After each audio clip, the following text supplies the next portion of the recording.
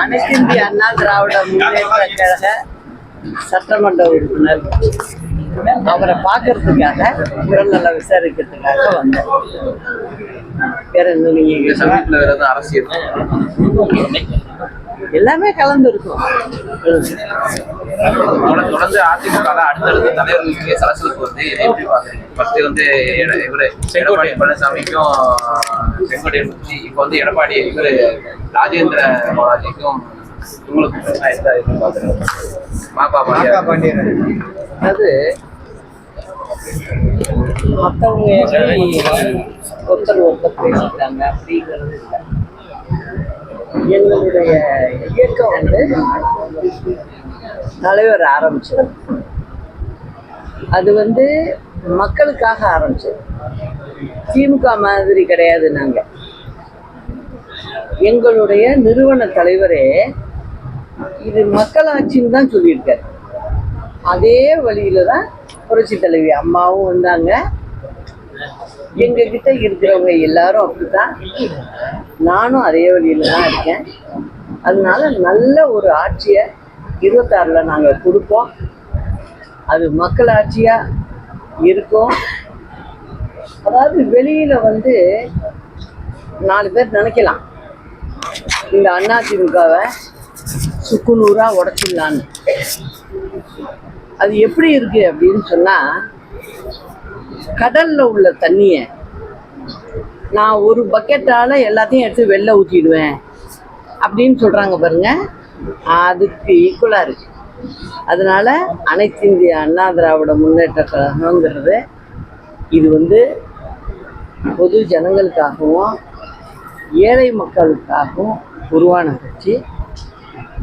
அதனால 26ல் எல்லோரும் ஒன்றிணைந்து நல்லபடியாக ஆட்சியை அமைச்சு தலைவர் அம்மா வழியில் நல்லபடியாக நடத்துவோம். அது மக்களுக்கும் பிடித்த ஆட்சியாக இருக்கும். எடப்பாடி தொடர்ந்து ஒன்றிணைய வாய்ப்பே இல்லை அப்படின்னு இது ஒருத்தர் முடிவு பண்ற விஷயமே இல்லை. எங்களுடைய சட்டத்திட்ட விதிகள் படி எங்களுடைய அடிமட்ட தொண்டன் என்ன முடிவு பண்றாங்களோ அதுதான் இந்த கட்சியினுடைய பைலாப்படி சட்டத்திட்ட விதிபடி நடக்கும். அதை நாங்கள் நல்லபடியா செய்வோம். நாடாளுமன்றத்துல வந்து மத்திய அமைச்சர் வந்து தமிழக மக்களை பத்தி அவதூறா பேசியிருக்காரு. அது எப்படி? அதுக்காக திமுக தொடர்ந்து போராட்டம் பண்ணிட்டு இருக்காங்க. அதாவதுங்க, திமுக வந்து மத்திய அரசுன்னு பார்க்கணும். முதல்ல மத்திய அரசுன்னு பார்த்தாதான் இங்க ஆட்சியை சரிவர நடத்த முடியும். நீங்க வந்து சண்டை போடுறதுக்காக நீங்க வந்து மக்களுடைய வாக்கை வாங்கி போய் பார்லிமெண்ட்ல உட்காந்துருக்கீங்க அப்படின்னா வர்ற 26 தேர்தலில் அதுக்கு உண்டான பதிலை தமிழ் மக்கள் நிச்சயம் கொடுப்பாங்க. ஏன்னா எதுக்காக சொல்றேன்னா இங்க அரசாங்கத்தை சரியா நடத்த முடியாம திணறிக்கிட்டு இருக்காங்க. இத மாற்றுப்பாதையில கொண்டு போகணுங்கிற ஒரே எண்ணத்தினால அவங்க செய்யற தவறுகளை வெளியில போகாம மாற்று முயற்சியில இந்த மாதிரி வேலையெல்லாம் செஞ்சுக்கிட்டு இருக்காங்கிறதா என்னுடைய கருத்து. இன்னைக்கு தமிழ்நாட்டில் நடந்துட்டு இருக்கு. அதாவது இது இந்த அரசாங்கத்தை பொறுத்த வரைக்கும் ஒரு துளி விஷயம்தான் வெளில வந்திருக்கு. இன்னும் போக போக பாருங்க 26 தேர்தலுக்கு முன்ன நிறைய விஷயங்கள் வரும். ஏன்னா அந்த அளவுக்கு இந்த அரசாங்கத்தை சீர்கெடுத்து நடத்திக்கிட்டு இருக்காங்க.